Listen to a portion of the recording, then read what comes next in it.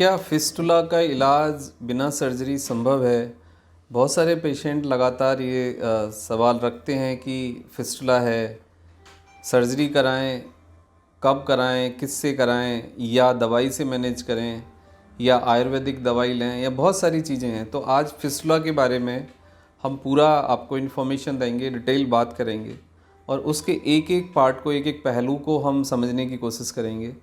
Video को आप subscribe करिए, चैनल को हिट करिए और आपकी जो भी क्वेरीज़ है, जो भी आपकी प्रॉब्लम्स हैं, उसके बारे में हमें लिखिए, फीडबैक दीजिए, क्योंकि आपका फीडबैक हमारे लिए एक बहुत बड़ी सपोर्ट है। उसके आधार पे हम वीडियो बनाते हैं, उसके आधार पे हम डिसाइड करते हैं कि हम आपको क्या इन्फॉर्मेशन दें।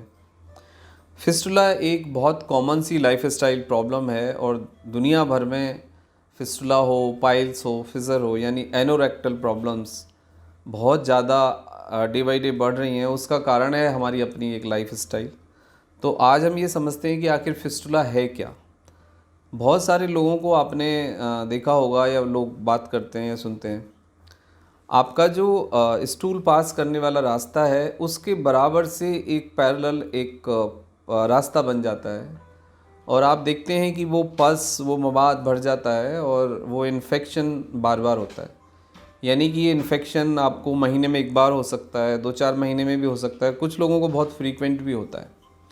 आपको पस बन जाता है, वहाँ पे एक स्वेलिंग हो जाती है और एक फोड़े जैसी कंडीशंस बन जाती है। और ये यदि आप एंटीबायोटिक लेते हैं तो वो कुछ समय के लिए कंट्रोल का हो, या पस कम हो जाता है या सूख जाता है, या फिर आप कुछ समय तक देखते हैं कि आपको ऐसा लगता है कि आप बिल्कुल ठीक हो गए हैं, आपको कुछ भी नहीं है।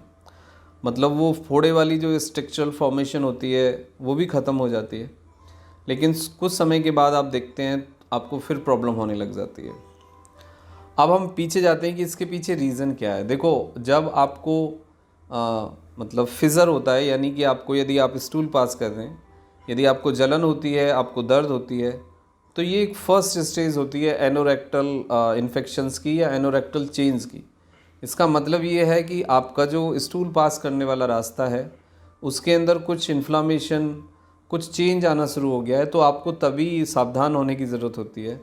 यदि किसी को फिज़र है, मतलब स्टूल पास करने में दर्द होता है या जलन होती है, तो उसको फ्यूचर में फिर या तो पाइल्स होगा या फिस्टुला होगा।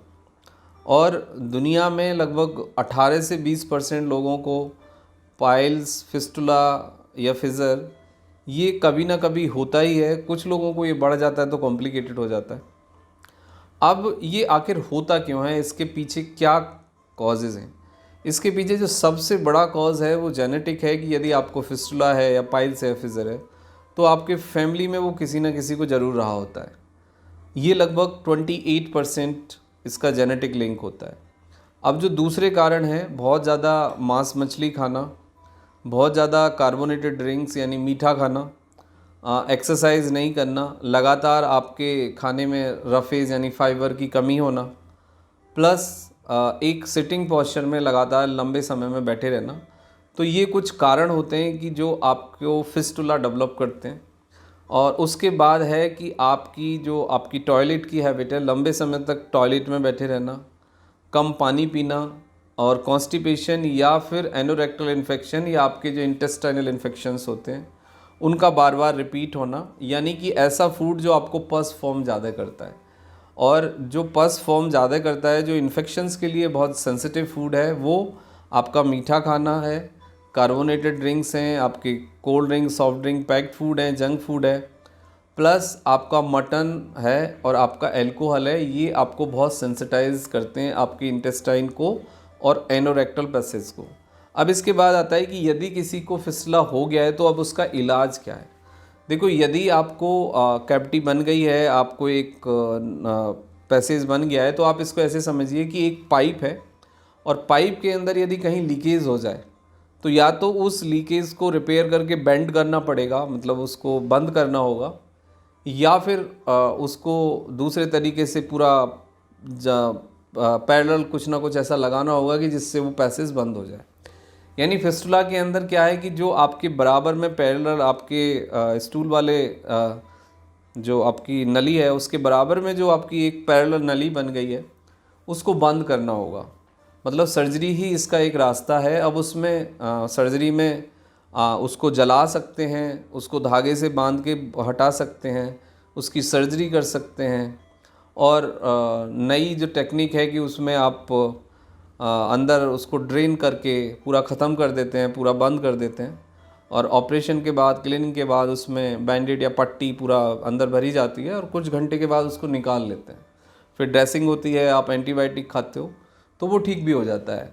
अब जो सबसे बड़ा सवाल है कि क्या सर्जरी कराना चाहिए, लेज़र कराना चाहिए, मैनुअल कराना चाहिए, या फिर धागे वाला जो आयुर्वेद में एक सिस्टम है वो आपके लिए ठीक है। इस पे थोड़ा सा जानना बहुत ज़रूरी है।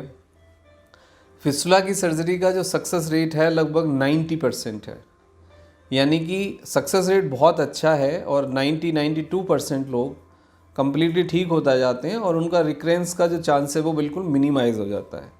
लेकिन आप सर्जरी कराएं, लेज़र से कराएं या फिर धागे वाले सिस्टम से कराएं, आयुर्वेदिक सिस्टम से, आपके रिकरेंस के चांस सभी केसेस में रहते हैं। यदि आपने अपनी लाइफस्टाइल को मॉडिफाई नहीं किया है, यदि आपने फाइबर नहीं लिया है, आपने अपनी स्टूल की हैबिट को नहीं इम्प्रूव किया है, लिक्विड डाइट आप अच्छे से नहीं लेते हैं, एक्सरसाइज नहीं करते हैं और इन्फेक्शन होने को नहीं आप रोक पाते हैं, तो आपको फिस्टुला दोबारा भी हो सकता है। जो पैसेज आपने सर्जरी से ब्लॉक कर दिया है, बंद कर दिया है, फिर दूसरी जगह आपको आ सकता है। तो फिस्टुला एक लाइफ स्टाइल प्रॉब्लम है। सर्जरी के बाद आपको लाइफ स्टाइल तो चेंज करनी ही होगी, आप कोई सा भी ऑपरेशन कराएं। अब यदि आप कट से बचना चाहते हैं, हॉस्पिटलाइज होने से बचना चाहते हैं, तो फिर आप लेज़र से करा सकते हैं, या फिर आप उससे भी बचना चाहते हैं तो फिर आप आयुर्वेद से करा सकते हैं। आयुर्वेदिक जो सर्जन होते हैं उनसे आप कंसल्ट करें। लेकिन मैं ये एडवाइस करूँगा कि पहले एक MRI और ब्लड टेस्ट और एक प्रॉपर एग्ज़ामिनेशन ज़रूर करा लें, क्योंकि उसको देखना बहुत ज़रूरी होगा। और फिस्टुला कैंसर नहीं होता है और 99% केसेस में फिस्टुला से किसी को कैंसर नहीं होता। कई बार ब्लीडिंग आने के कारण, पस बहुत ज़्यादा होने के कारण, परफोरेशन होने के कारण लोग डर जाते हैं और उन्हें ये लगता है कि भाई ये फिस्टुला अब कैंसर में बदल गया है। बहुत सारे डॉक्टर भी बोल देते हैं, बट ऐसा कुछ नहीं है। Fistula is not a cancer. Cancer एक अलग बीमारी है और फिस्टुला एक अलग बीमारी है। बट फिस्टुला को कॉम्प्लिकेटेड होने से आप बचाइए, आप डॉक्टर से मिलिए, आप एक स्कैन कराइए, MRI कराइए और देखिए एग्जैक्टली कि किस तरह का है आपको फिस्टुला, उसका कितना साइज़ है, और उसको आप रिपेयर कराइए, सर्जरी कराइए। लेकिन मेक श्योर करिए कि आप अपनी लाइफ स्टाइल को मॉडिफाई करिए।